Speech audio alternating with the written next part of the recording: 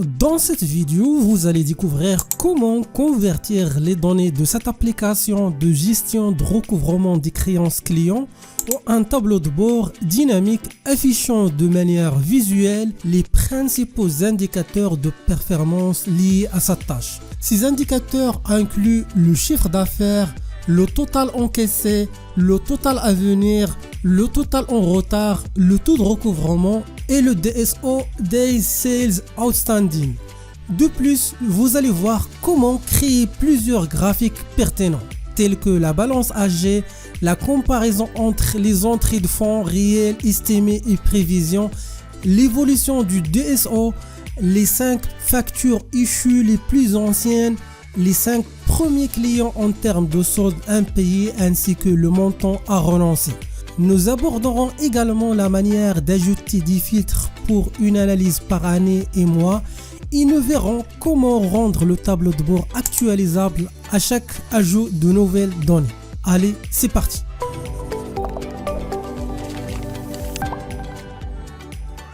Dans cette nouvelle vidéo de cette formation d'Excel avancée, nous allons voir comment créer un tableau de bord qui permet de visualiser les indicateurs de la fonction de recouvrement des créances clients.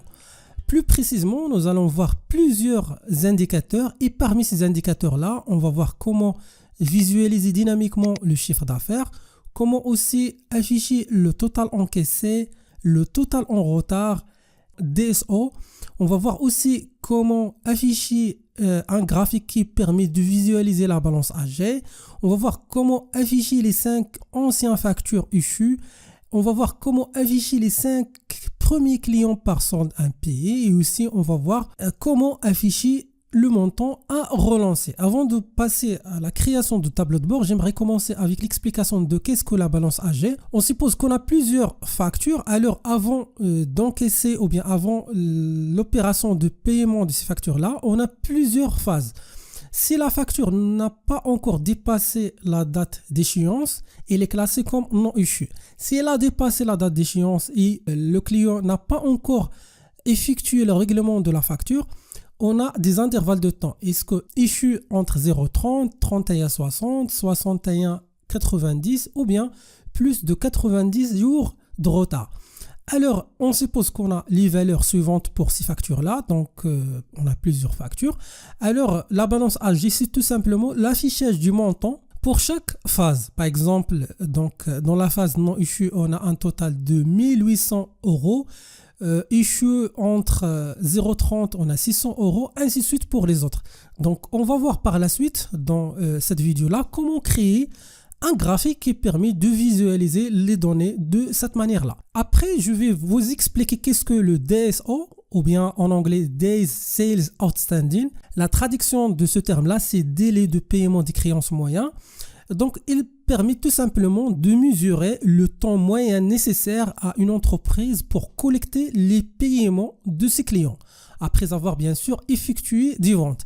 Il est calculé en divisant le montant total des créances clients par le chiffre d'affaires, puis en multipliant tout ça par la durée ou bien le nombre de jours. Donc ça, c'est la formule comment calculer le DSO. C'est donc le total des créances clients sur le chiffre d'affaires réalisé fois la période du temps. Alors, il y a deux choses à noter, c'est le DSO, il est élevé. Alors, dans ce cas-là, l'entreprise prend plus de temps dans la phase de la collecte de ses créances, puisque les créances, c'est plus ou moins très proche du chiffre d'affaires. Alors, il y aura un nombre, lorsqu'on le multiplie avec le nombre de jours, va vous donner un grand nombre. Mais si le DSO il est faible, signifie quoi? Signifie qu'on n'a pas un grand montant au niveau de créance client et pour cela, donc la créance client sur le chiffre d'affaires, elle est plus ou moins proche du zéro. Lorsqu'on le multiplie par le nombre de jours, il va vous donner un nombre un peu faible. Et dans ce cas-là, l'entreprise est capable de récupérer rapidement ses créances. Donc ça, c'est la lecture qu'on peut tirer de la valeur de DSO. Maintenant, ce qu'on va faire, on va passer à l'application qu'on a vu comment le créer dans la vidéo précédente de recouvrement de créances clients et on va essayer de le convertir en un tableau de bord qui permet de visualiser tous ces indicateurs qu'on a vus jusqu'à maintenant. Dans la vidéo précédente, on a créé cette application qui permet de gérer les recouvrements des créances clients. nous pouvons par exemple là insérer une créance. Là, cette feuille-là est réservée pour les règlements. Cette feuille-là est réservée pour les relances et l'envoi des relances. Et la dernière feuille, c'est une feuille qui permet de paramétrer l'application. Donc là, vous pouvez ajouter d'autres paramètres. Pour moi, dans cette vidéo, j'ai choisi uniquement les clients, ou bien la liste des clients. Alors, dans cette vidéo-là, on va créer un tableau de bord qui permet de visualiser les indicateurs les plus pertinents dans cette opération-là, l'opération de la gestion des recouvrements des clients. Alors, dans un premier temps, on va créer deux feuilles. Donc, la première feuille, c'est la feuille qui va contenir notre tableau de bord. La deuxième feuille, c'est une feuille de traitement qu'on va l'utiliser pour donc créer les tableaux croisés dynamiques qui peuvent être par la suite utilisés pour calculer donc les indicateurs ou bien les KPI qu'on va l'utiliser dans cette vidéo là. Alors on va rapidement préparer cette feuille là. Donc dans un premier temps, on va enlever le quadrillage. Après on va utiliser une couleur de remplissage. Donc on va utiliser la couleur suivante. Alors voilà, donc ça c'est le code de cette couleur là.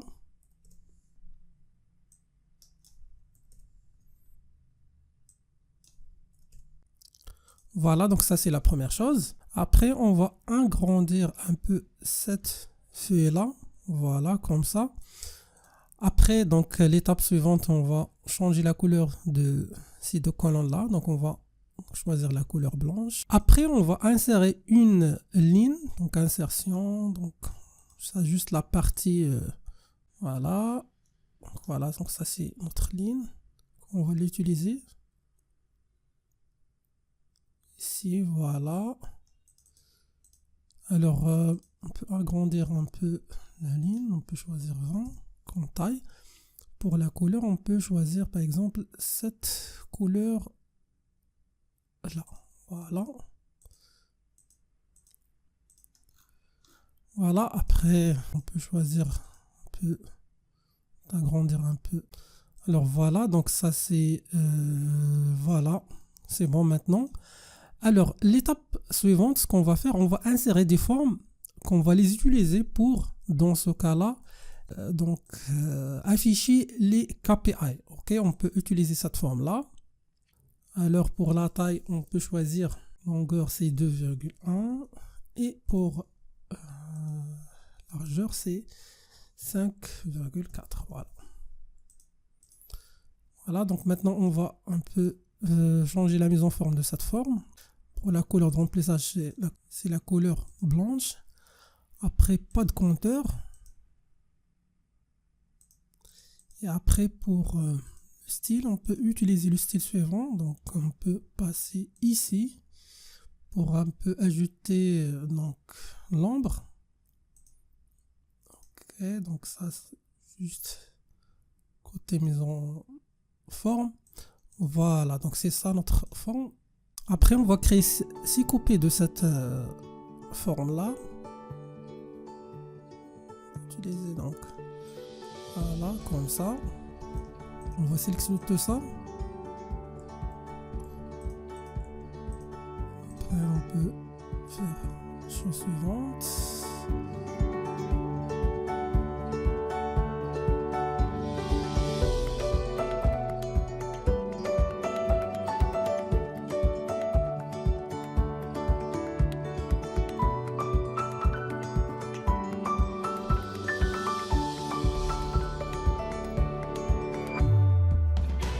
Après, on va insérer une zone de texte. Voilà, donc pas de remplissage, pas de compteur.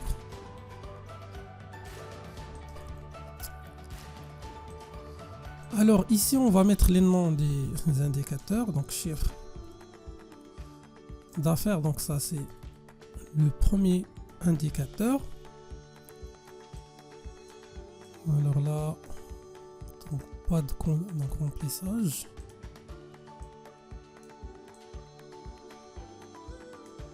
Voilà, et on va faire la même chose avec les autres.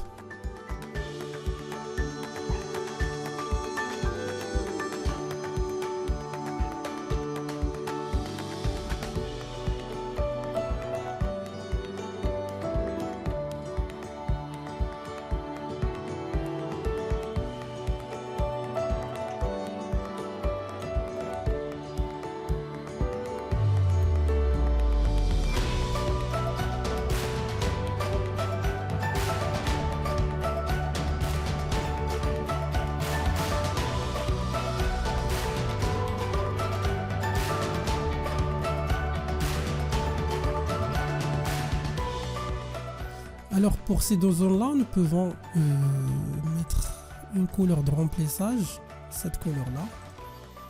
Et pour les zones de texte, nous pouvons changer cette couleur en blanche, comme ça. Voilà, et si vous voulez aller plus loin, donc vous pouvez même changer l'effet de cette zone-là. Donc toujours la partie mise en forme prendra beaucoup de temps, donc afin d'avoir une interface conviviale. Voilà, donc maintenant c'est bon pour cette partie-là. Après cette partie-là, la partie d'interface, on peut aller directement au calcul des indicateurs. On commence avec le chiffre d'affaires.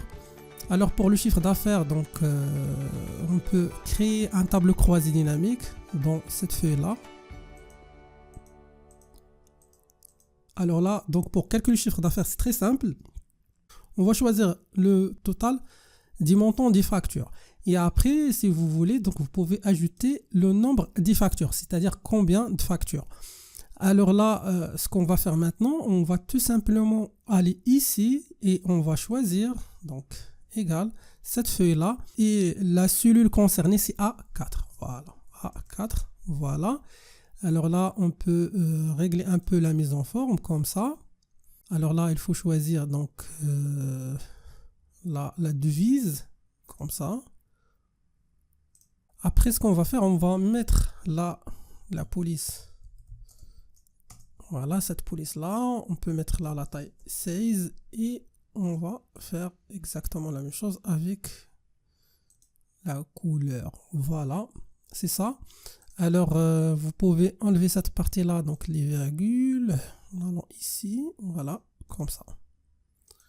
Voilà, c'est bon. Vous pouvez ici, dans cette partie-là, juste en bas à droite, afficher le nombre des factures. Alors, le nombre des factures, c'est normalement cette valeur-là. Donc, pour afficher le nombre des factures, c'est très simple. D'abord, on peut ajouter qu'est-ce que 48. Donc, pour faire ça, on peut tout simplement donc d'abord afficher ça et concaténer avec cette valeur-là. Donc, ajouter le i commercial entre deux guillemets. Donc, espace facture. Voilà. Donc, c'est ça. Alors, ce qu'on va faire maintenant, on va essayer d'insérer d'abord une petite zone de texte comme cette zone-là, ici. Alors là, on peut changer déjà donc ce qu'on a ici. Donc, on peut changer d'abord, voilà, le texte. Et après, égal, comme l'habitude. Et on se déplace à la feuille traitement. Et OK, voilà. Donc, ça, c'est normalement ce qu'on va afficher ici. Après, donc, il faut choisir la couleur de cette partie-là. Donc, on va choisir cette couleur. Okay, donc le code de cette couleur est le suivant, ça c'est le code. Alors pour le style, on peut choisir comme l'habitude cette fronde. Après pour la taille ici 10 et on peut mettre tout ça en gras. Voilà, c'est ça.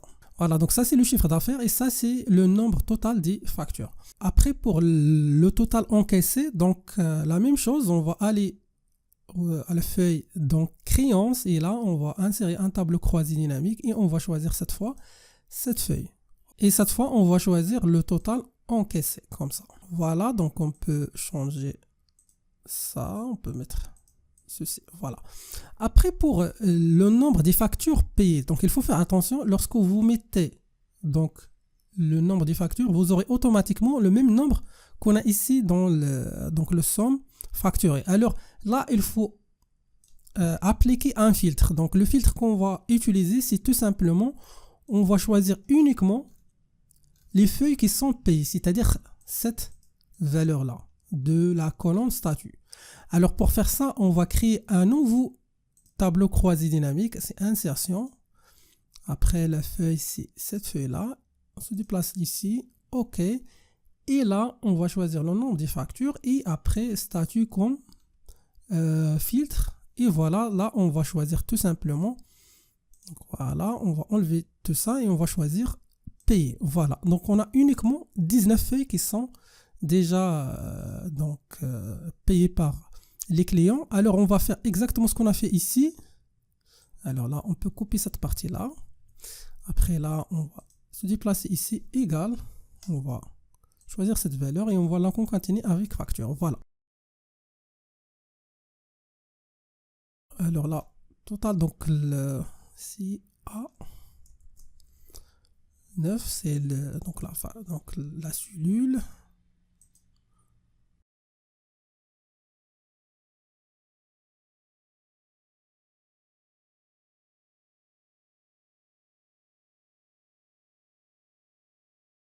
Alors pour donc le montant à venir, donc tout simplement on va utiliser un tableau croisé dynamique et cette fois on va utiliser donc la colonne solde. Solde pour calculer le total à venir avec le statut non issu, c'est-à-dire qu'on n'a pas encore dépassé la date d'échéance et tout simplement on va calculer la somme de ce solde-là. Alors pour faire ça, donc c'est un tableau croisé dynamique, voilà, une nouvelle feuille et on se déplace ici, ok. Après on va utiliser un filtre, le filtre ici c'est avec statut. Après on va calculer comme j'ai déjà dit le solde comme ça. Après là on peut sélectionner uniquement le non issu comme ça. Voilà, après on peut donc changer comme l'habitude, mettre format et après on peut même pour cette fois-là on peut insérer avec comme filtre le nombre des factures. C'est normalement on a 10 factures. Voilà, donc on peut mettre là standard, voilà. Et après on peut utiliser la même formule qu'on a ici. Voilà, comme ça. Après, commercial.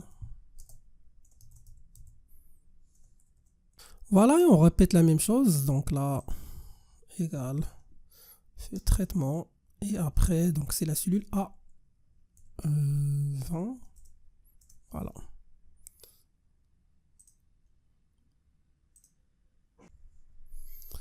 Voilà, après la même chose pour la facture ici. Donc normalement c'est C20. Voilà.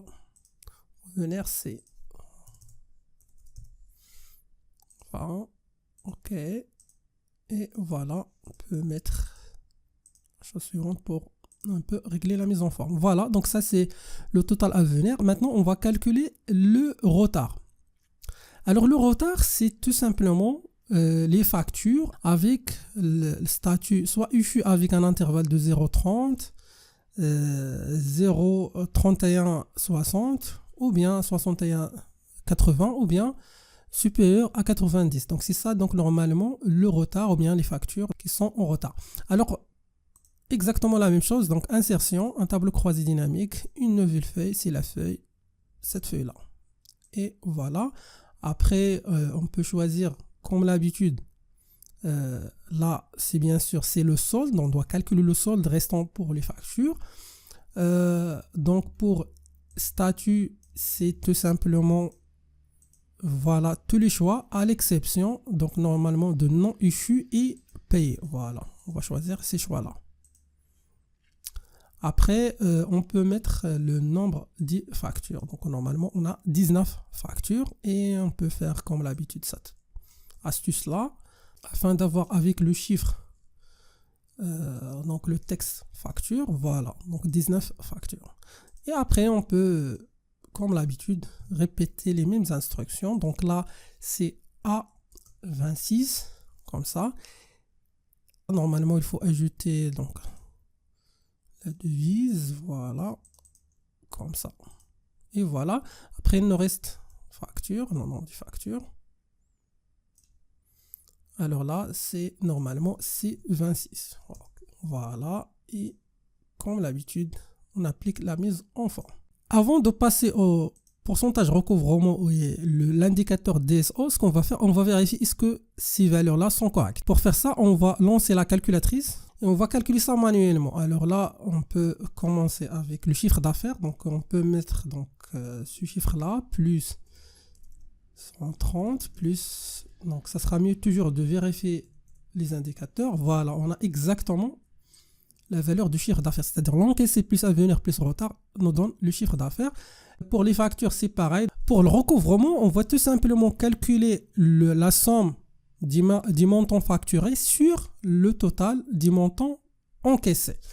Alors, c'est très simple. Donc, toujours insertion. Et là, on va choisir une nouvelle feuille. Donc là, ici, on se déplace là. Après, on va aller directement. Donc là, après directement le montant facturé et le montant encaissé. On va ajouter une nouvelle cellule là. Et on va calculer tout simplement cette valeur-là sur cette valeur-là. Et là, on peut mettre là, donc le pourcentage comme ça. Voilà, normalement, on a 49% comme taux de recouvrement des créances. Alors, on peut afficher ça directement ici, là, égal, et on se déplace ici. Et donc, la cellule, c'est 31. Voilà, c'est comme ça. Alors, comme l'habitude, on peut mettre donc normalement les fontes. Voilà, après la couleur, c'est la couleur blanche.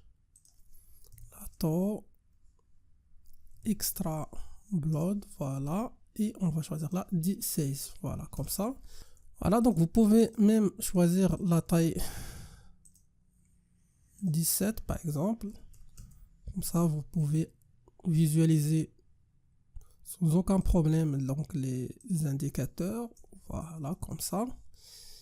Donc toujours, comme j'ai déjà dit, la mise en forme, c'est une tâche un peu longue, mais ça va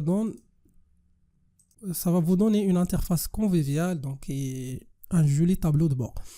Après, au niveau de recouvrement, on peut mettre par exemple le taux, ça c'est le taux de recouvrement d'une façon générale. Nous pouvons ajouter là, juste là, le taux de recouvrement de l'année précédente. Alors comment faire ça? Donc toujours, créance, un nouveau tableau croisé dynamique dans une nouvelle feuille, traitement. Ici, ok. Alors on peut ajouter le montant facturé et le montant encaissé. Et après, on va choisir la date d'émission comme valeur de la ligne. Voilà. Comme vous voyez là, on a donc les lignes de l'année 2022 et 2023. Après, nous pouvons avoir 2024, 2025 selon donc les voilà. Donc là, on va juste enlever ça et on va laisser juste l'année. On va enlever juste le total donc des colonnes. Alors ce qu'on va faire, on va uniquement réserver les valeurs de l'année précédente. Alors comment faire ça? On peut cliquer ici sur ce bouton là, appliquer des filtres chronologiques et là on va avoir tout simplement le total de recouvrement de l'année dernière. Voilà. Si vous passez par exemple à l'année 2024, automatiquement là vous aurez 2023. Donc c'est ça l'avantage de cette technique là. Alors, ce qu'on va faire, tout simplement, on va afficher 2022 et après, on va afficher par la suite cette valeur-là, l'encaissé sur cette valeur-là. Alors, comme vous voyez là, on a 100%. Alors, comment faire ça? Donc, on peut copier tout ça. Ici, donc on va choisir la couleur blanche, comme ça. Alors là, on peut mettre donc la cellule, dans ce cas-là, c'est A36. A36.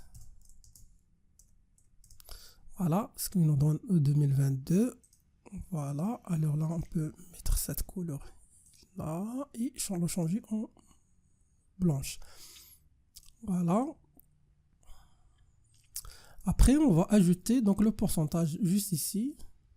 Cette fois-là, on va mettre la colonne D. Au lieu de A, D. Voilà, c'est 100%. Et comme l'habitude, voilà. Et là, normalement, on doit agrandir un peu pour afficher le pourcentage. Voilà, donc ça c'est 2022. Si vous voulez aller plus loin, donc vous pouvez ajouter les 2 points juste ici. Alors 2 points, normalement, voilà, c'est pas une référence. Voilà. Au lieu de 2022, on va afficher 2 points. Voilà.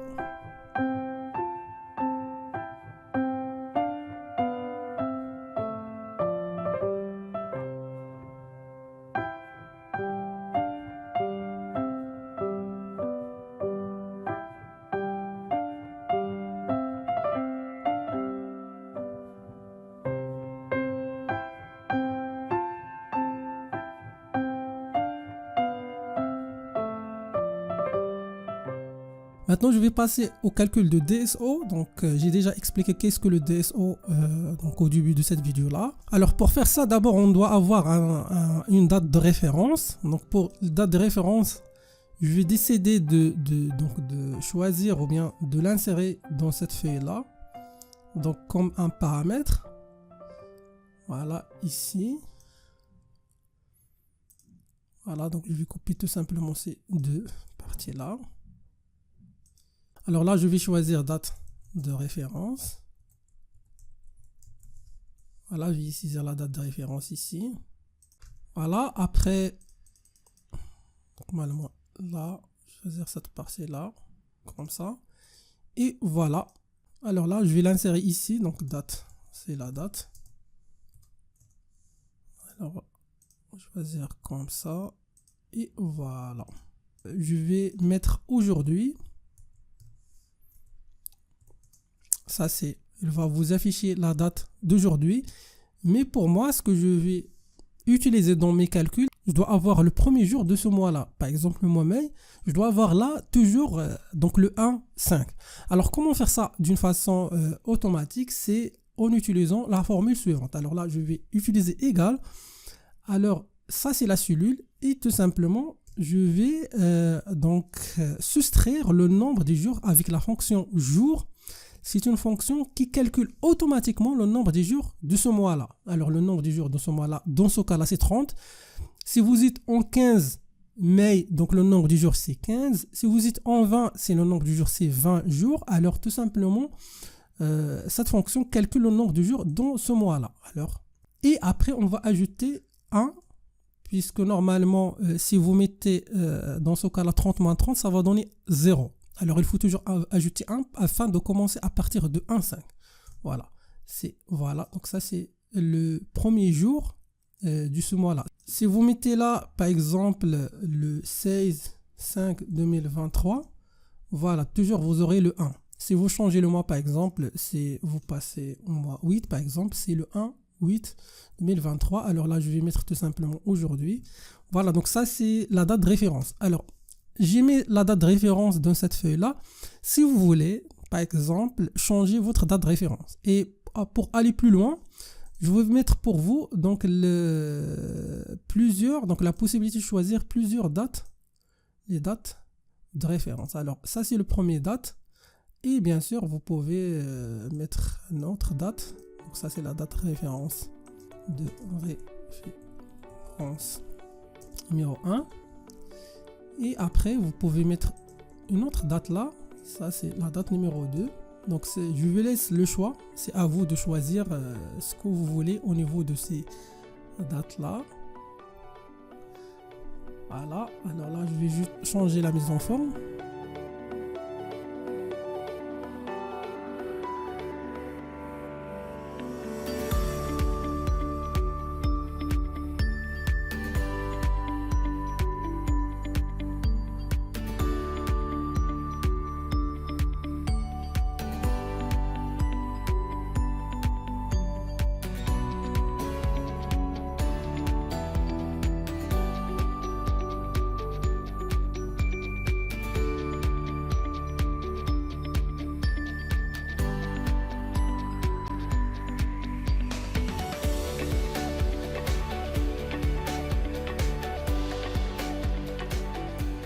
Voilà, donc ça c'est la date de référence.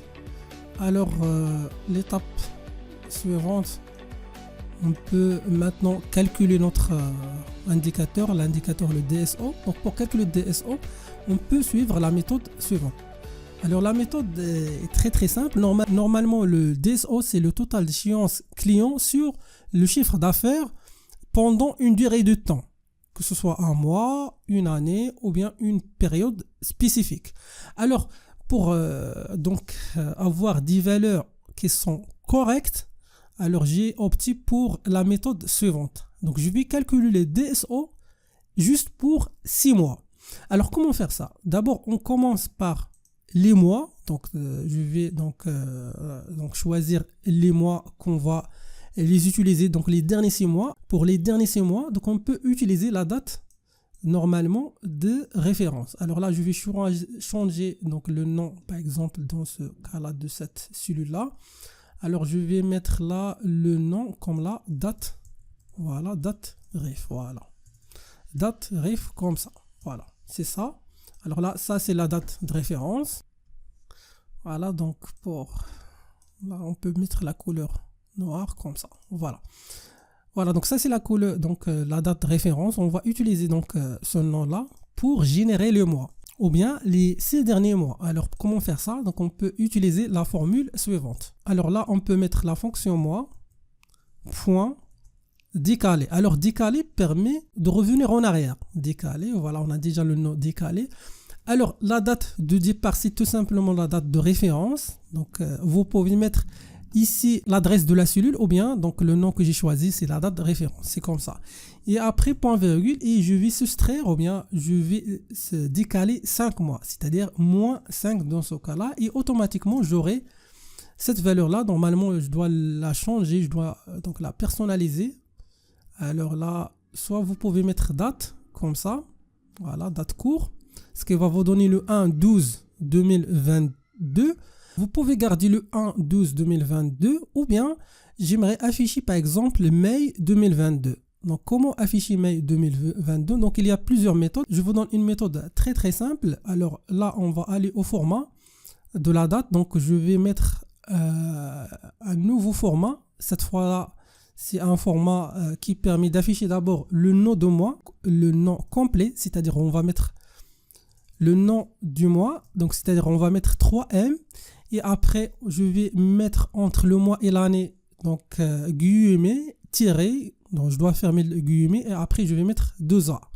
Comme vous voyez là, ça c'est l'exemple du résultat, c'est décembre 2022, juin 2022 ou bien mai 2023, ainsi de suite. Alors je vais mettre OK, et voilà, ça c'est le format. Donc là je vais mettre 6 mois, les derniers 6 mois, donc voilà. Alors là, à la fois, je vais donc soustraire la 4, moins 4. Là, moins, comme vous voyez là, donc ça c'est février. Donc le mois 2, moins 1. Et finalement, le 0. Voilà, si je mets 0, c'est-à-dire ce mois-là, le mois de mai. Voilà, donc ça c'est normalement les 6 derniers mois. Voilà, donc ça c'est la première chose. Voilà, donc ça c'est la première chose. Après, donc ce que je vais faire, c'est de calculer le chiffre d'affaires réalisé pendant ces 6 derniers mois. Alors, comment calculer le chiffre d'affaires? Donc c'est CA. Voilà. Alors, comment calculer le chiffre d'affaires? Alors, pour calculer le chiffre d'affaires réalisé pendant ces mois-là, donc je dois utiliser la formule suivante. Alors, pour faire ça, il faut donc d'abord connaître le nombre du jour de ce mois-là. Donc le nombre de jours, c'est très très important de l'utiliser. Alors là, je vais le mettre ici par exemple dans cette colonne-là, la colonne M, le nombre du jours. Alors le nombre du jours sert à faire quoi?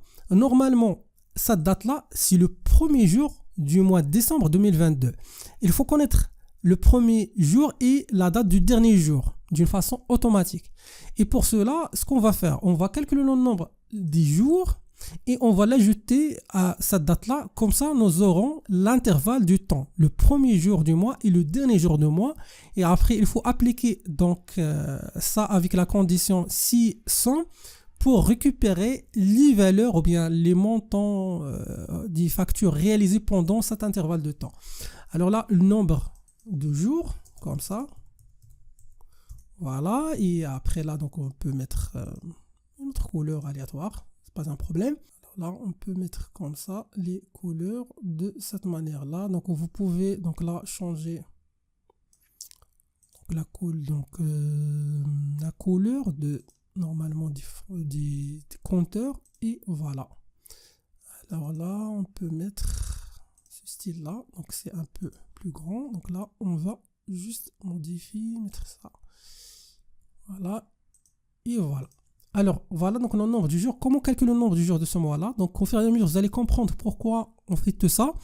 Alors, le nombre du jour, c'est en utilisant la formule suivante.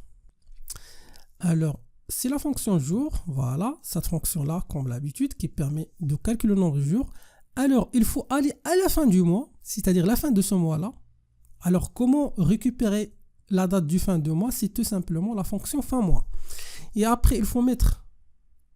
Voilà, donc la date de départ. Et après, il faut ajouter donc ce que vous voulez. Donc là, vous pouvez ajouter d'autres mois, ou bien pour moi, je vais mettre 0, c'est-à-dire je dois rester dans le même mois. Alors automatiquement, cette fonction, il va calculer le nombre du jour de ce mois-là, bien sûr. Voilà, donc on met comme ça. Et là, automatiquement, vous aurez le nombre du jour de ce mois-là. Donc ça, c'est la méthode. Donc vous pouvez avoir ou bien trouver une autre méthode, mais pour moi, je trouve que cette méthode-là est la méthode la plus simple. Automatiquement, j'aurai, comme vous voyez là, le nombre des jours pour chaque mois. Maintenant, c'est le temps pour calculer le chiffre d'affaires. Alors, pour calculer le chiffre d'affaires, on va utiliser la fonction suivante. C'est la fonction somme.si. Alors, il y a deux normalement fonctions. C'est la fonction somme.si qui permet d'additionner les cellules selon un critère. Il faut faire attention, un seul critère. Alors, cette deuxième fonction permet d'appliquer plusieurs conditions. Et c'est ça notre cas ici. Là, je vais vous montrer pourquoi on va utiliser plusieurs conditions. Alors, voilà. Alors, la plage des sommes. Alors, la plage des sommes, on va utiliser donc le tableau de la feuille créance. Dans la vidéo précédente, on a mis le nom liste créance pour ce tableau-là. Voilà. Et après, pour le nom de la colonne, c'est bien sûr montant facturé. Voilà, montant facturé. Et on va fermer crochet. Voilà, donc ça, c'est la première chose. Point virgule. Maintenant, il faut ajouter les conditions. Alors, la première condition, c'est que toujours la liste des créances. La colonne qu'on va utiliser pour la première condition, c'est bien sûr la date d'émission. Alors, la date d'émission, voilà, c'est ça, c'est notre colonne, la date d'émission. Alors, la date d'émission doit être d'abord supérieure à 1 décembre 2022. Et pour la deuxième condition, la date d'émission doit être inférieure à 31 décembre 2022. Et c'est ça la raison pourquoi on a utilisé cette fonction qui permet d'appliquer deux conditions à la fois. Comment mettre supérieur égal? Vous devez ajouter d'abord les guillemets, donc supérieur au égal comme ça. Et après le i commercial comme ça. F3. F3, c'est tout simplement cette cellule-là. C'est-à-dire que cette date-là, donc on a ajouté supérieur égal entre deux guillemets pour appliquer donc cette condition-là. Et après, le i commercial F3, c'est-à-dire que donc la date d'émission de la facture doit être supérieure à ça. Et aussi, donc point virgule, on peut utiliser la même démarche, liste créance, la même colonne, c'est-à-dire la colonne montant ou bien dans ce cas-là date d'émission, point virgule aussi, donc deux guillemets, inférieur ou égal, le i commercial. Et là, il faut faire quoi? Il faut mettre cette cellule-là, ok, F20, donc F3 dans ce cas-là, et il faut ajouter à cette valeur-là, le nombre 10 jours. C'est ça la raison pourquoi on a calculé donc le nombre du jour tout à l'heure. C'est-à-dire, on se déplace à la fin du mois, mais il faut faire attention. Lorsque vous mettez ça, vous aurez normalement 32, donc il faut soustraire 1. Ou bien, c'est pas 32, mais vous allez passer au mois de janvier. Normalement, il faut soustraire 1 pour rester dans le même mois, c'est-à-dire le dernier jour du mois de décembre 2022. Voilà, et on clique sur OK. Et là, automatiquement, vous aurez le chiffre d'affaires réalisé pendant ce mois-là. Alors, pour vérifier votre valeur, il faut aller aux créances. OK. On va choisir, bien sûr, là, la date d'émission. On peut mettre, par exemple, le mois de 2022. Voilà, décembre, comme ça. Et là, vous pouvez calculer le montant facturé. Donc, le montant facturé, là, vous avez 800 plus 300, ce qui va vous donner 11 000 $. Voilà, c'est ça. Alors, on va revenir. Et voilà, donc là, vous pouvez appliquer ça pour le reste. Et vous aurez automatiquement les chiffres réalisés pendant chaque mois. Donc, ou bien les 6 derniers mois. Voilà, c'est ça. Donc, vous pouvez changer la couleur ici. Vous pouvez mettre, par exemple, cette couleur-là. Vous pouvez mettre, par exemple, comme couleur de remplissage, cette couleur-là. Et on peut mettre, pour celui-là, cette couleur. Voilà. Pareil ici. Maintenant, c'est bon. On a calculé la première chose, c'est-à-dire le chiffre d'affaires. Il nous reste d'autres valeurs à calculer.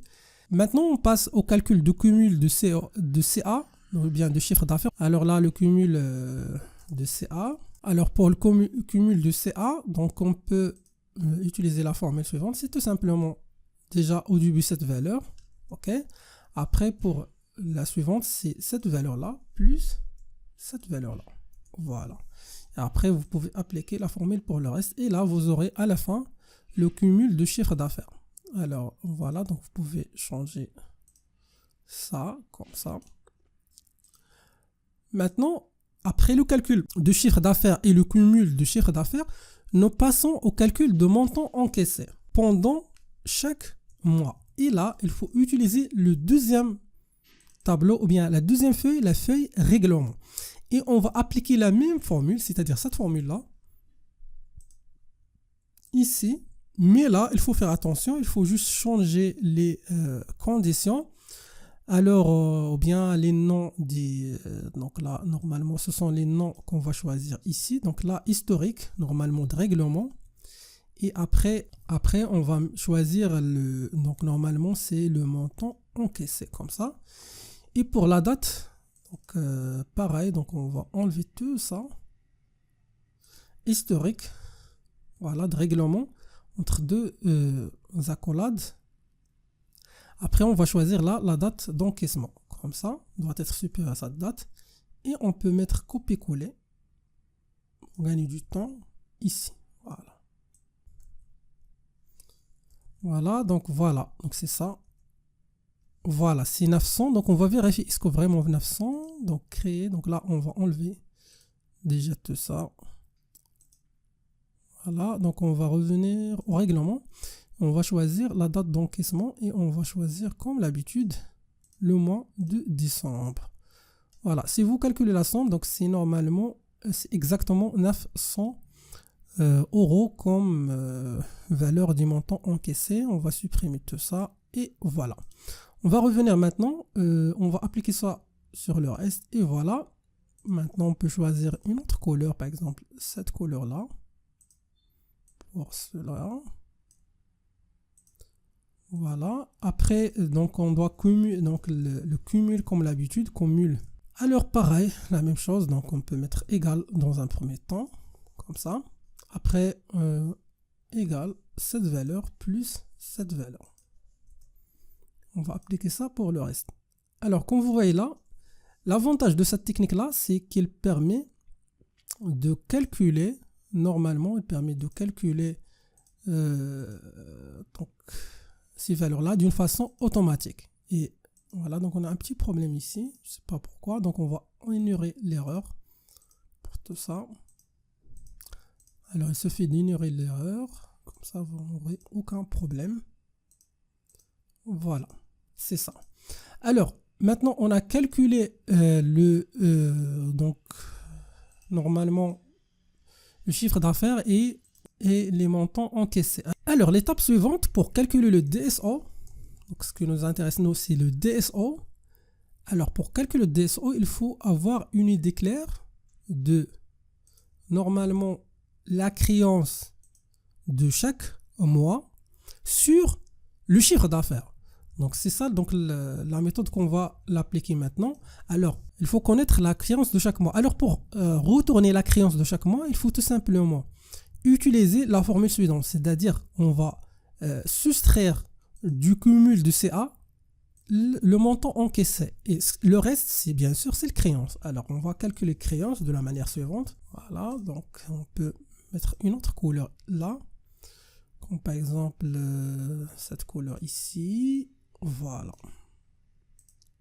Normalement pour calculer le DSO, il faut calculer, comme j'ai déjà dit, les créances. Alors normalement, DSO se calcule de la manière suivante. C'est le créance pendant une période de temps, c'est-à-dire par exemple pendant le mois de décembre, sur le chiffre d'affaires réalisé pendant ce mois-là. C'est ça en fait comment calculer le DSO. Alors, pour le créance, c'est très simple. On va tout simplement soustraire du cumul de CA, chiffre d'affaires, le cumul encaissé. Comme ça, voilà. Jusqu'à la fin. Voilà, donc c'est ça, donc les créances après, donc la soustraction de montant encaissé du chiffre d'affaires.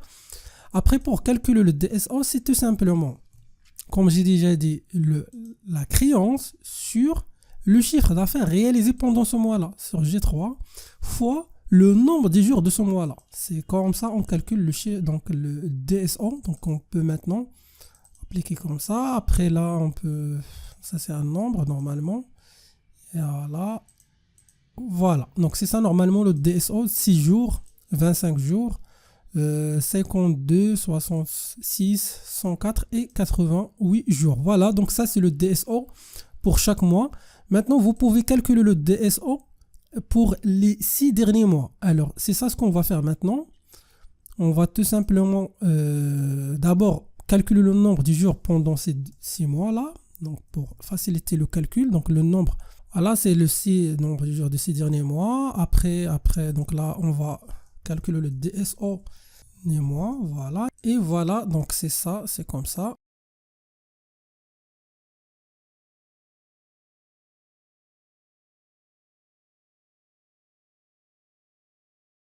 Voilà donc pour le nombre de jours. Voilà, nos jours. Alors c'est normalement c'est égal à la somme. Voilà, ces jours-là. Voilà, comme ça. Pour calculer le DSO pour les 6 derniers mois, il faut avoir la valeur de créance.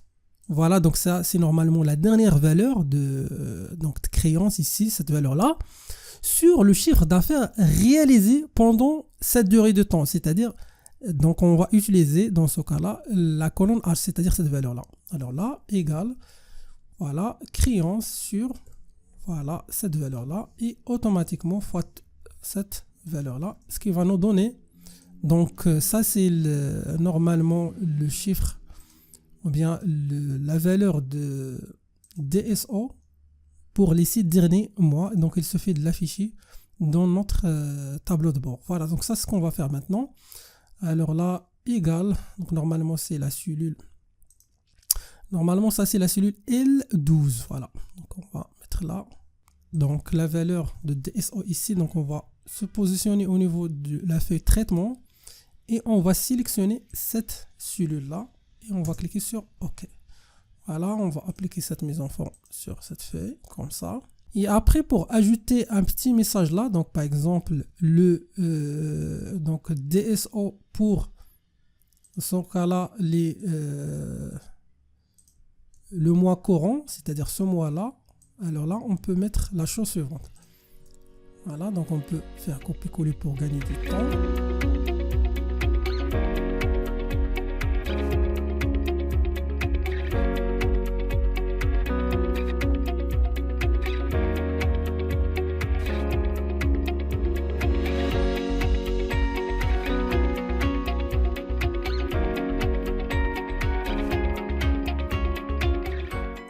Alors voilà, donc c'est comme ça, on peut calculer ou bien afficher le DSO de ce mois-là. Alors là, on peut juste, on va perdre un petit temps dans la partie, comme l'habitude de la partie mise en forme. Voilà, et voilà, donc normalement c'est comme ça.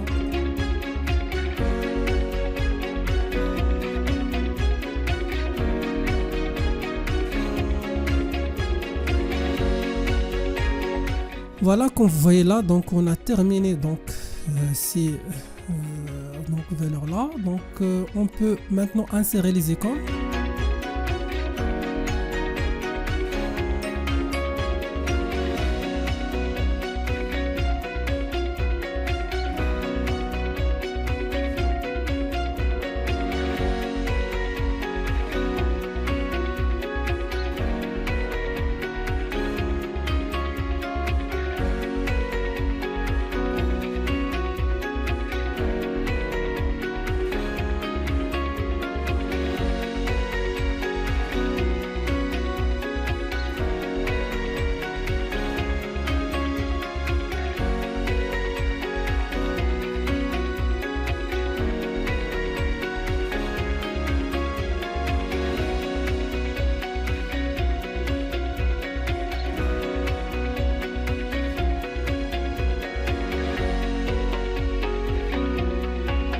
Voilà, donc c'est ça normalement les 6 premiers indicateurs. Maintenant nous passons au graphique. Alors on commence avec le premier graphique. J'ai pris tout ça. Voilà, pour la taille c'est 5,5. Et après, pour l'argent, c'est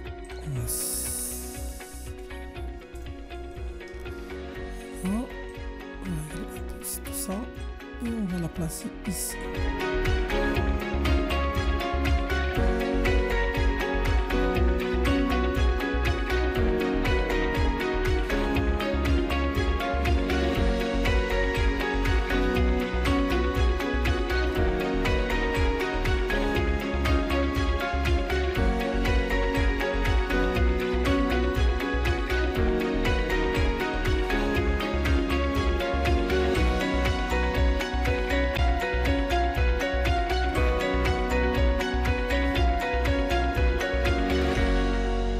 Alors, on commence avec la balance AG. Alors, la balance AG, c'est tout simplement un graphique qui permet d'afficher les montants non échus et aussi les montants échus, donc selon bien sûr les intervalles de temps. Alors là, on va mettre balance AG.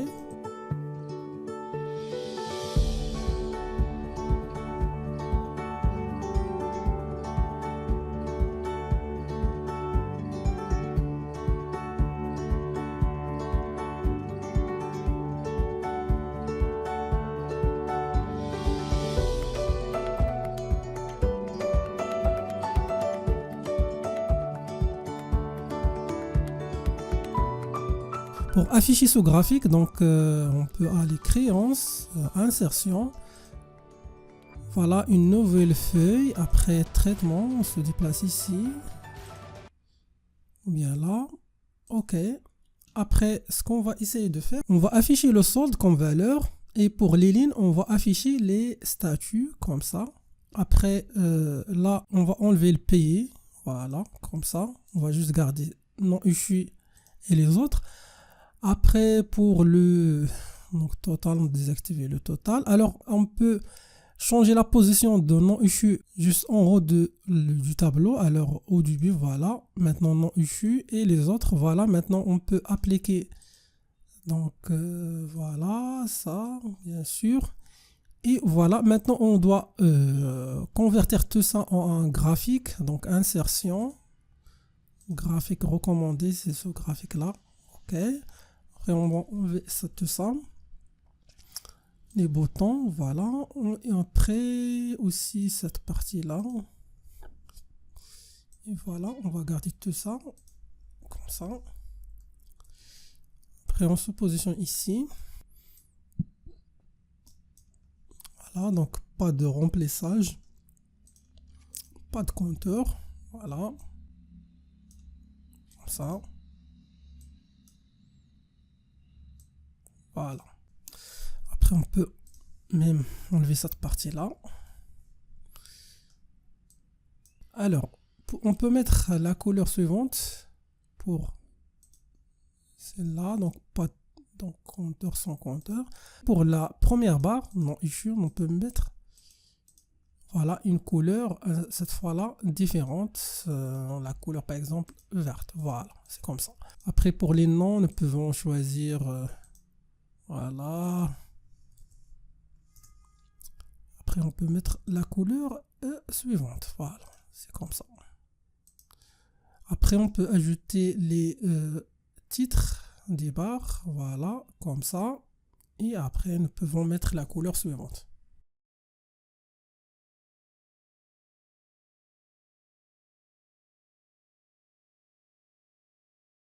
Voilà, donc pour enlever les zéros, il suffit tout simplement d'enlever à partir de cette partie-là, comme ça. Voilà, c'est ça pour premier graphique. Voilà. Maintenant, nous passons au deuxième graphique. Cette fois-là, ce qu'on va faire, on va afficher le chiffre d'affaires réalisé comparé avec les estimations prévues. Donc là, on peut ajouter un petit... Voilà, pour... Voilà, celui-là aussi. Alors là, on peut afficher, comme j'ai déjà dit, les rentrées du fonds. Ça, c'est le titre que je vais choisir. Donc, vous pouvez choisir un autre titre. Voilà, réel. Entrée de fonds réel. Comparer avec, bien sûr, grâce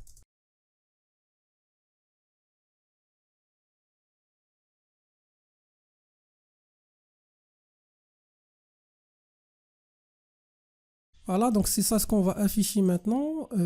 Pour afficher ce graphique-là, il faut bien sûr utiliser des données à partir de la feuille ou bien le tableau créance et aussi de règlement.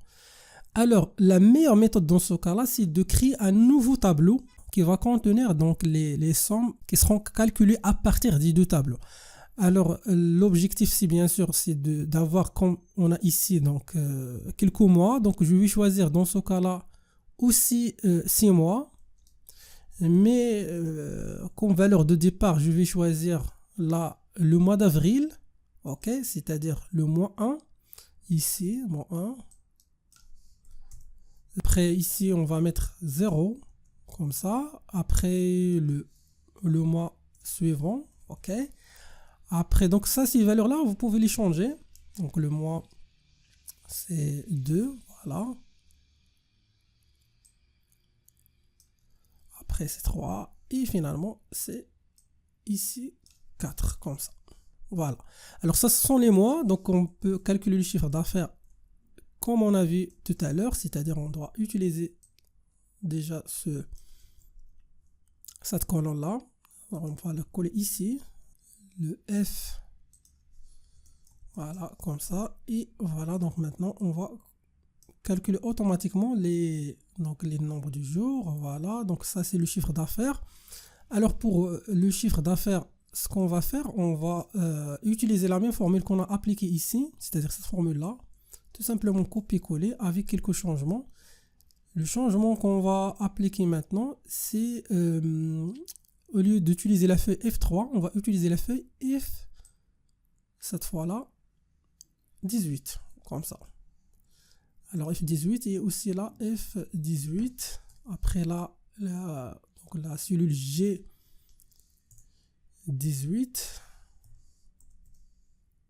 Voilà, c'est comme ça. Voilà, donc ça c'est le chiffre d'affaires réalisé pendant le mois d'avril. Donc vous pouvez bien sûr vérifier, donc c'est exactement ce chiffre-là. Après, on va appliquer ça pour les autres. Voilà. Alors, normalement, pour juillet, août et septembre, bien sûr, on n'a pas encore réalisé des chiffres d'affaires.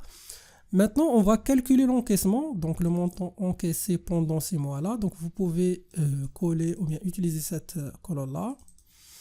Alors, pour la même chose, ici, on va changer. On va utiliser, comme on a utilisé ici, F18. Voilà. F18. Et là, F18 et là G18. Voilà, ça c'est le montant encaissé, donc vous pouvez toujours vérifier.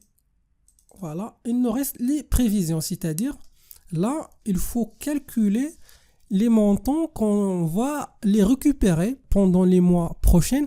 Et bien sûr, là, il faut utiliser la date d'échéance. Alors là, prévision, ou bien là, ça les encaissements déjà.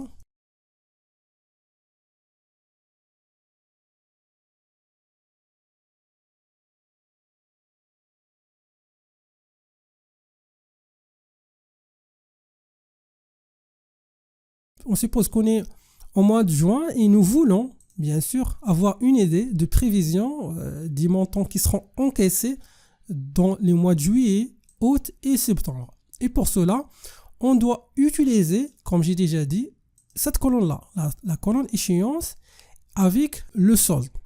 Comme ça, vous aurez donc les prévisions du total qui seront collecté dans ces mois-là. Alors là, pour la formule, on va utiliser la formule suivante. Alors là, on va tout simplement copier ça pour gagner du temps. Alors on va copier cette formule-là. Alors là, il faut bien sûr exécuter quelques changements. Alors pour la colonne concernée. Alors dans ce cas-là, la colonne concernée, c'est la colonne solde. La colonne, voilà, solde. La même chose. Donc pour donc la date de vérification, c'est la date d'échéance. Alors là, on va donc chercher échéance, voilà, c'est là. Et on va copier ça pour gagner du temps, liste créance, échéance, voilà. Alors maintenant, voilà, on va exécuter et voilà, donc ça c'est la prévision de ce que nous allons collecter dans ces mois-là en utilisant, voilà. Et voilà, alors là, vous pouvez garder uniquement sans les virgules. Voilà. Maintenant, on a créé les 3 colonnes.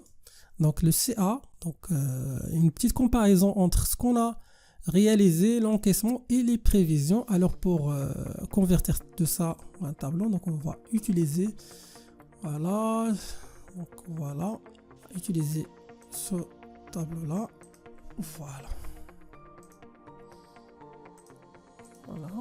Après, pas de compteur et pas de remplissage.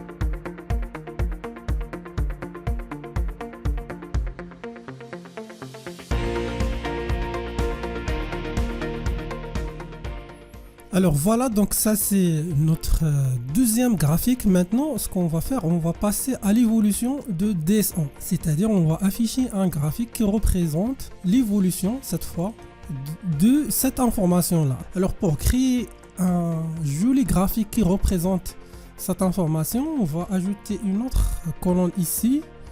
Alors cette colonne est optionnelle, donc vous pouvez directement utiliser la colonne suivante, c'est-à-dire le DSO. Mais pour avoir ce genre de graphique que je vais créer maintenant, donc il faut donc ajouter ou bien utiliser pour ajouter une nouvelle colonne. Donc il faut sélectionner donc bien sûr la date et les 2 colonnes.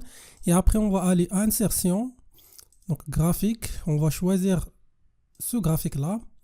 Alors donc bien sûr là il y a 2 séries, donc qui contient les mêmes valeurs. Alors ce qu'on va faire, on va d'abord enlever remplissage et aussi les compteurs, voilà, sans compteur. Et après même cette partie là, voilà, on va prendre ce graphique ici, on va le mettre là.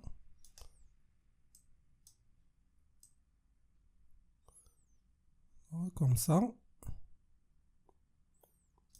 Alors comme il y a 2 séries, alors on va garder la première série pour la courbe, la deuxième on va l'utiliser donc comme couleur de remplissage. Alors je vais vous montrer comment faire ça.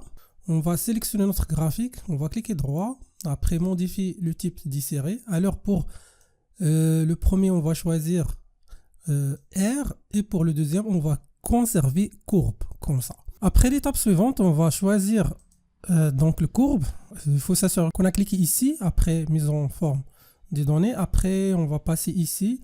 Alors pour courbe, on va choisir l'automatique. Pour la couleur, on va choisir cette couleur et après, il faut choisir lissage. Après, on va sélectionner le deuxième, ok, le deuxième graphique ou bien l'air, la surface. Et là, il faut choisir pour le bordure aucun trait et après le remplissage, on va choisir bien sûr remplissage dégradé. Alors là, normalement, si vous avez plusieurs choix, il faut les supprimer. Par exemple, si vous avez là 4 choix comme ça, il faut les supprimer, donc il faut juste laisser 2 choix, ok.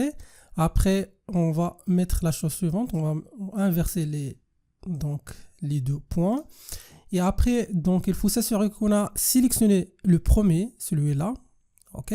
Donc comme vous voyez là, ça c'est la couleur dégradée, donc vers la gauche. Après on va choisir une couleur, donc vous pouvez choisir cette couleur là et après vous pouvez la modifier donc afin de l'adapter pour votre article, donc au niveau de votre tableau de bord.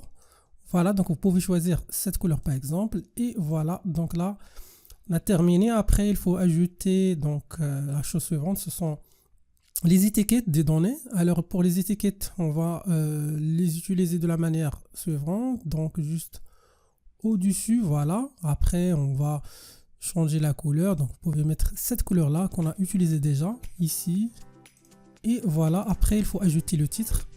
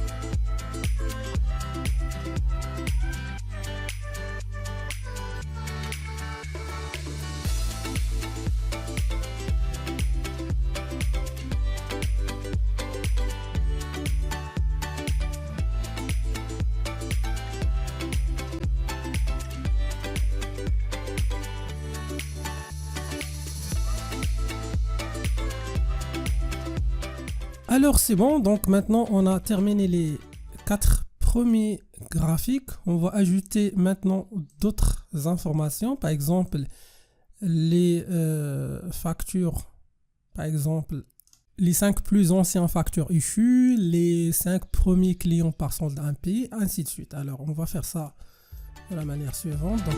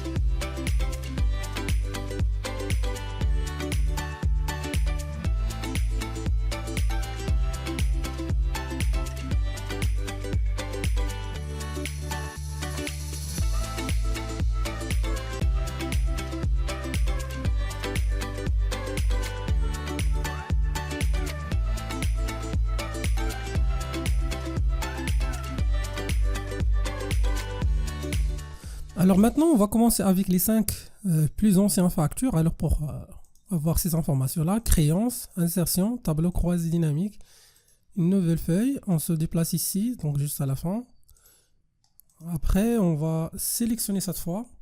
Alors deux choses, donc le numéro de facture comme identifiant de la ligne et après le retard, voilà. Alors vous aurez ici donc le retard, c'est normalement, c'est pas le nombre, mais on va afficher juste la valeur du retard. Alors c'est pas le nombre, mais on va choisir comme fonction la somme. Alors comme on a une seule facture, alors là la somme c'est équivalent au retard de la facture. Alors comme vous voyez là, on a des zéros, on a des nombres négatifs, ainsi de suite. Alors ce qu'on va faire d'abord, donc on va trier de plus grand au plus petit, voilà, et on va garder uniquement les 5 premiers. Alors là, le filtre s'applique aux 5 premiers. Voilà. 5 premiers éléments. Et voilà, c'est comme ça. On va enlever cette ligne-là, la ligne de la somme. OK. Et voilà, on a ici les factures. Et on a là le retard. Alors, ce qu'on va faire, on va créer un autre tableau ici qui va contenir ces informations-là. En plus que ça, on va ajouter les noms des clients. On va ajouter la somme de la facture et on va ajouter aussi le retard. Alors, rapidement.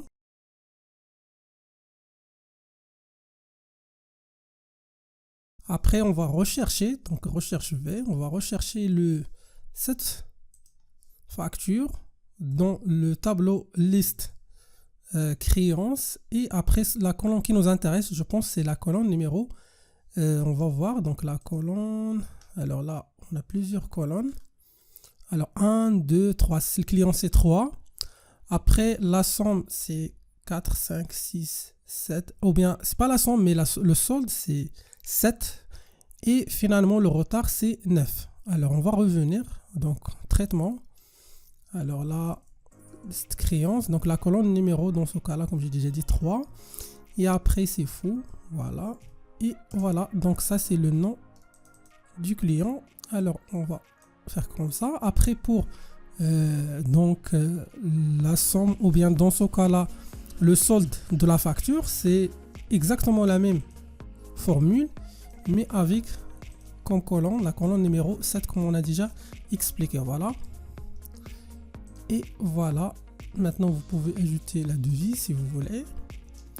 Après la dernière étape, vous pouvez afficher cette valeur-là ou bien, si vous voulez, vous pouvez utiliser la même technique et afficher la colonne numéro 9 pour le retard. Voilà, le retard c'est 130 jours, ainsi de suite. Alors là, comme vous voyez là, on a des valeurs un peu différentes. Donc pour le retard, donc pour avoir les valeurs qui sont correctes, il faut actualiser. Voilà, comme ça. Et voilà, ça c'est le résultat final. Maintenant, nous passons à la partie de la mise en forme. On va faire ça rapidement.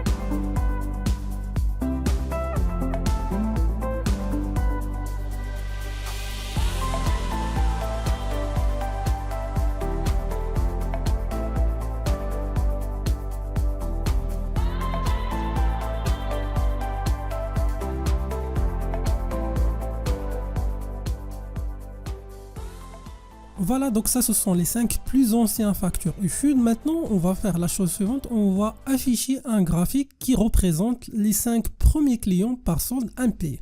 Alors pour ça, donc insertion, on va insérer un tableau croisé dynamique, voilà, dans une nouvelle feuille de traitement. Et après, on se déplace ici. OK. Voilà, donc ce qu'on va essayer de faire, c'est le solde, bien sûr, et on va afficher, bien sûr, cela, donc ici, les clients. Alors, voilà, ça, sont les clients. Alors, on va, comme l'habitude, trier par du plus grand au plus petit. Voilà, et on va sélectionner les 5 premiers clients. Voilà, 5. Et voilà, donc ça, ce sont les 5 premiers clients par solde impayé. Alors, on va enlever tout simplement cette ligne là, donc on va désactiver ça. Voilà, après on peut même afficher la devise, voilà, comme ça. Après, ce qu'on va faire, on va créer un graphique, on va insérer graphique, voilà, on va choisir ce type là, voilà. Alors pour avoir donc les valeurs triées, donc on va tout simplement inverser du plus petit plus grand, donc sur les 5 premiers, voilà. Et voilà. Alors on va enlever tout ça. Voilà. Après, on va enlever les boutons du champ. Après aussi, donc on va enlever le remplissage, pas de remplissage et pas de compteur. Voilà.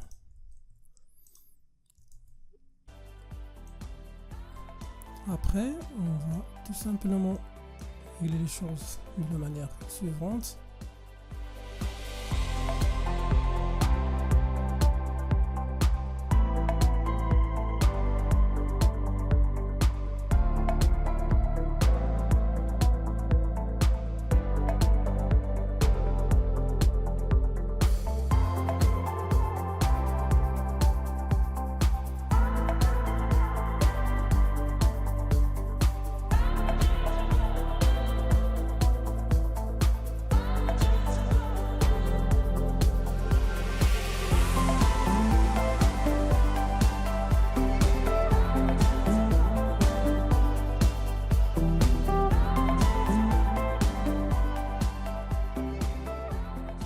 Et voilà, donc ça, ce sont les 5 premiers clients par solde impayé. Donc ce qu'on va faire maintenant, on va aller aux relances. Alors on va afficher d'abord le total du montant à relancer, c'est-à-dire les clients ayant la première ou bien la deuxième ou bien la troisième relance, le nombre de factures, et même on peut aller plus loin, on va afficher les détails pour chaque relance.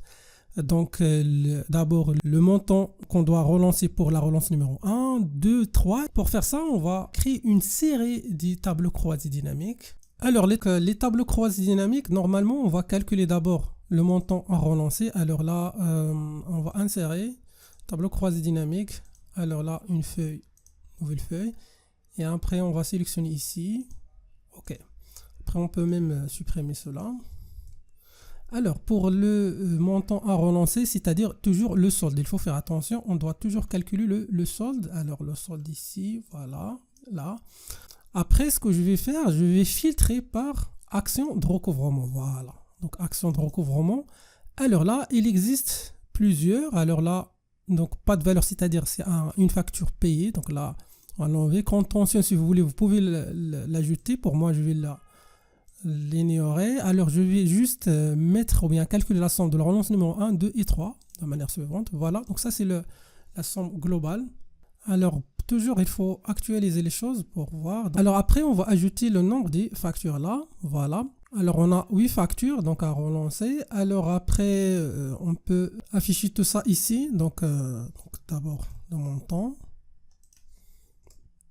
Et après le nombre des factures là. Alors, dans ce cas-là, on va mettre la chose suivante, c'est-à-dire qu'on doit essayer de contrôler le texte. Si on n'a pas de relance ou bien on n'a pas de facteurs à relancer, il ne faut pas afficher n'importe quoi. Donc, pour cela, donc, on va ajouter la condition suivante. Si cette valeur-là veut 0 ou bien veut vide, alors là, on affiche 0, c'est-à-dire on n'a pas de montant. Sinon, tout simplement, on affiche la même valeur, c'est-à-dire cette valeur-là. OK. Après, on peut mettre la même chose avec la facture. Alors là, on peut même ajouter une autre chose. Donc, c'est veut rien, on peut afficher 0 facture. 0 facture. Sinon, on affiche cette valeur-là accompagnée, c'est-à-dire on va concaténer avec entre deux guillemets espace facture. Alors là, on va fermer le parenthèse. Normalement, on doit ouvrir ici donc une parenthèse, voilà, pour afficher la valeur. Parenthèse, voilà, comme ça. Alors il nous reste aussi de fermer le parenthèse de la manière suivante. Et là, il ne faut pas oublier de mettre le i commercial pour concaténer tout ça. Voilà, et on va faire la même chose avec la relance numéro 1, 2 et 3.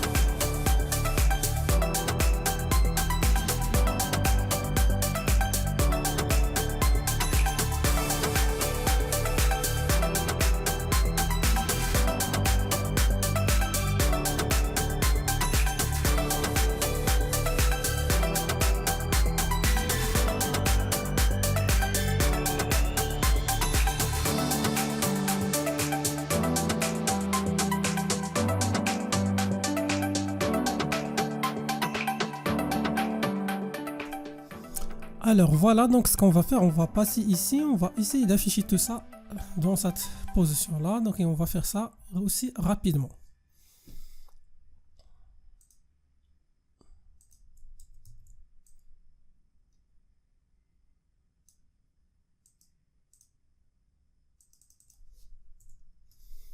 Alors on commence avec le montant total et on va sélectionner cette valeur là.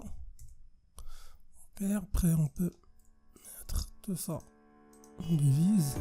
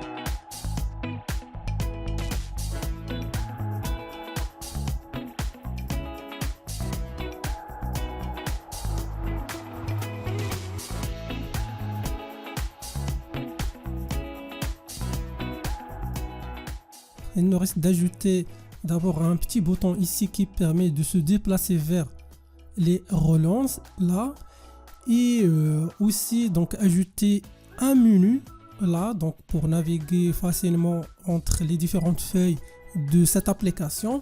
Et après on va ajouter bien sûr les filtres. Alors on va faire ça rapidement. Alors on va chercher un petit bouton ici, donc par exemple ce bouton là, voilà, copier là. On va, donc normalement il est déjà, contient déjà une macro.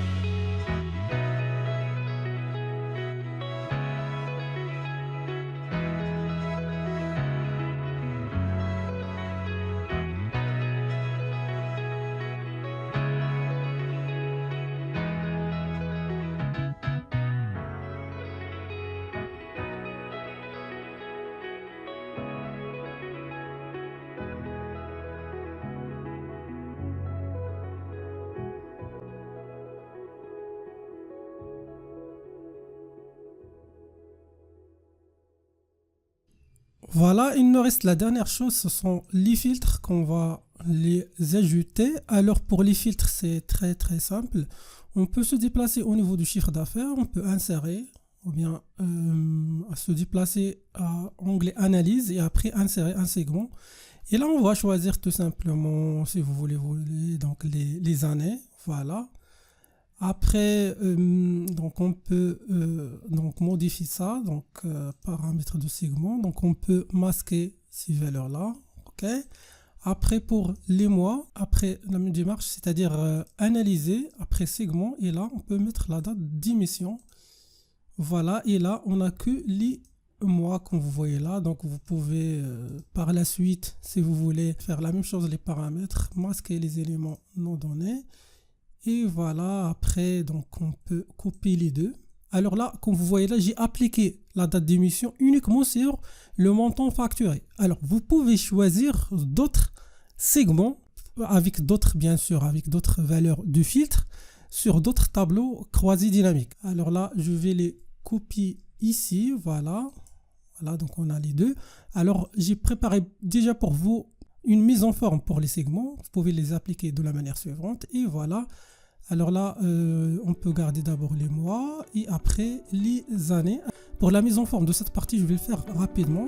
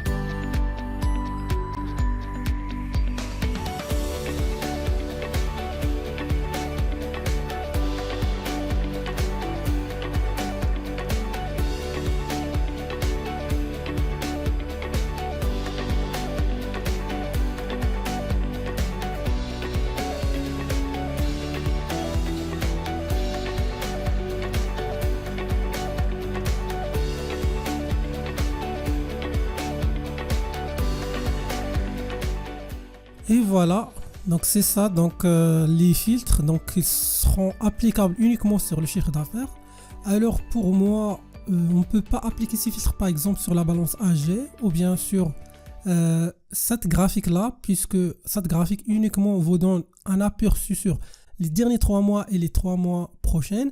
L'évolution de DSO, il est normalement contrôlable à partir de cette date là. Vous pouvez la changer, vous pouvez mettre par exemple, si par exemple, on peut mettre par exemple le 4 par exemple 2023. Et là, automatiquement, comme vous voyez là, les informations de cette graphique-là, donc qui permet d'afficher l'évolution de DSO, sera changée. Et aussi la même chose si vous voulez.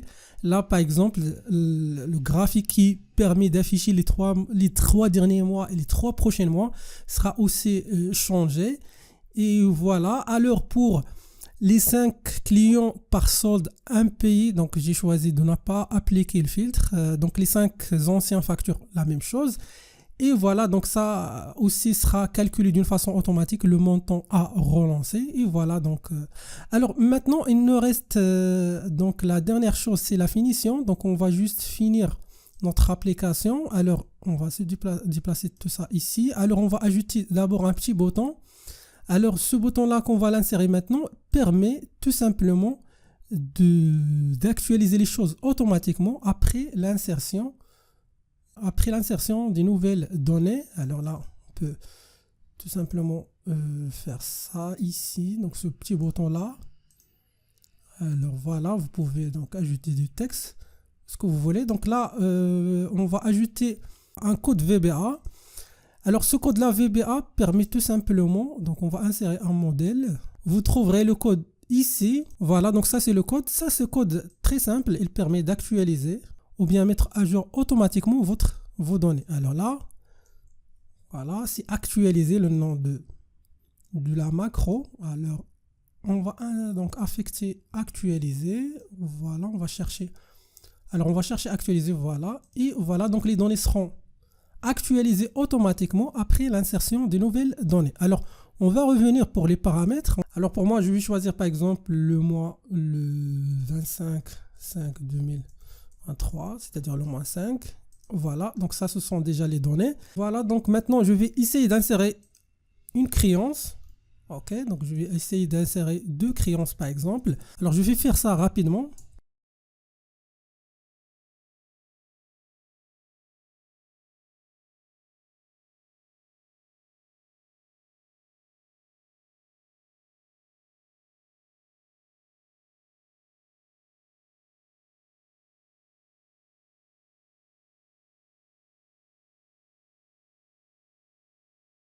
Alors voilà, donc ça c'est l'insertion. Alors lorsqu'on actualise, vous allez voir maintenant, c'est après l'actualisation, vous pouvez voir que les données seront changées d'une façon automatique. Voilà, donc c'est ça, donc normalement voilà les données. Donc pareil pour les relances. Alors là, lorsqu'on par exemple on change, je vais mettre un paramètre ici. Lorsque par exemple je change, c'est là, donc je vais mettre par exemple 10 jours, voilà. Normalement, c'est la relance numéro 1. Normalement, vous aurez ici, voilà, donc lorsqu'on actualise, voilà, vous aurez une nouvelle relance à exécuter. Et voilà, alors là, je vais juste lier ça avec donc une macro. Cette macro-là permet de se déplacer vers les relances, vers relance, voilà. Lorsque je clique ici, voilà, je serai là et là. On a vu ça déjà dans la vidéo précédente. En cliquant sur envoyer, toutes les informations seront envoyées bien sûr. Alors là, je vais revenir. Après, donc là, je vais juste tester avec la deuxième relance, c'est-à-dire cette facture-là. Je vais essayer d'envoyer un petit mail. Donc la relance numéro 2. Voilà, c'est ça. Alors, on suppose qu'on a déjà inséré quelque chose ici, c'est-à-dire au niveau de la relance numéro 2. Par exemple, on a envoyé le 1/6/2023, on a envoyé une relance, automatiquement la relance sera disparue, c'est-à-dire donc on a effectué l'envoi. Donc normalement lorsqu'on clique sur envoyer la relance numéro 2, donc une date sera insérée ici et automatiquement ce message là sera disparu. Alors maintenant lorsqu'on actualise les données, comme vous voyez là, on a 0 facture, comme vous voyez. Donc notre programme fonctionne sans aucun problème. Voilà, je reviens. Et voilà, j'actualise. Et voilà donc les informations. Donc il nous reste de lier ça, donc cette partie-là, donc toute cette partie, c'est-à-dire on doit sélectionner tout ça.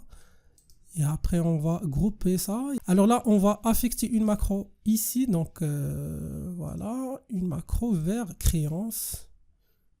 Voilà, celui-là vers affecté vers règlement.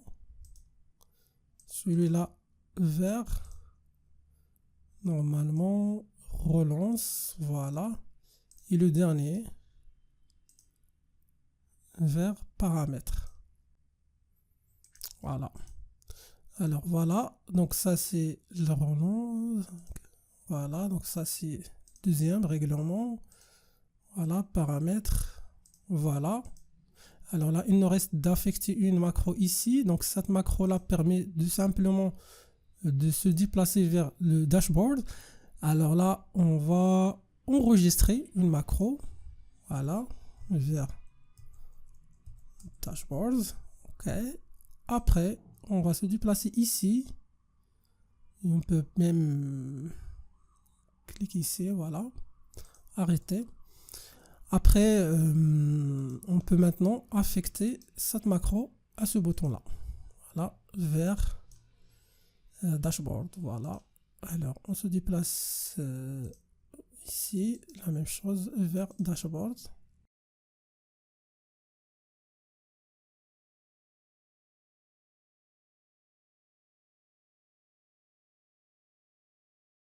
Si vous voulez aller plus loin, donc là on peut donc finaliser notre application. Je vais faire ça rapidement. Donc ça c'est la dernière chose, c'est une chose optionnelle.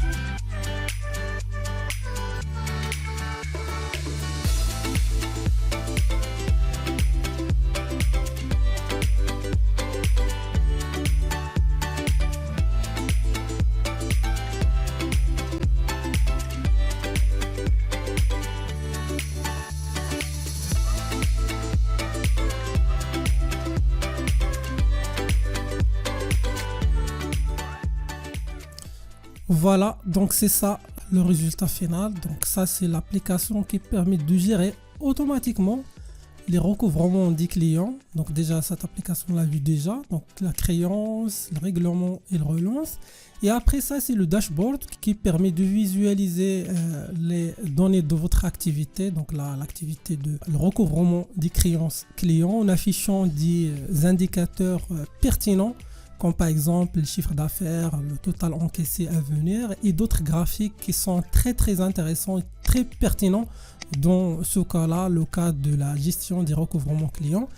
Et voilà, donc ça c'est la fin de cette vidéo. Et donc dans la vidéo suivante, on va voir les créances fournisseurs. Et voilà, ça c'est la fin de cette vidéo.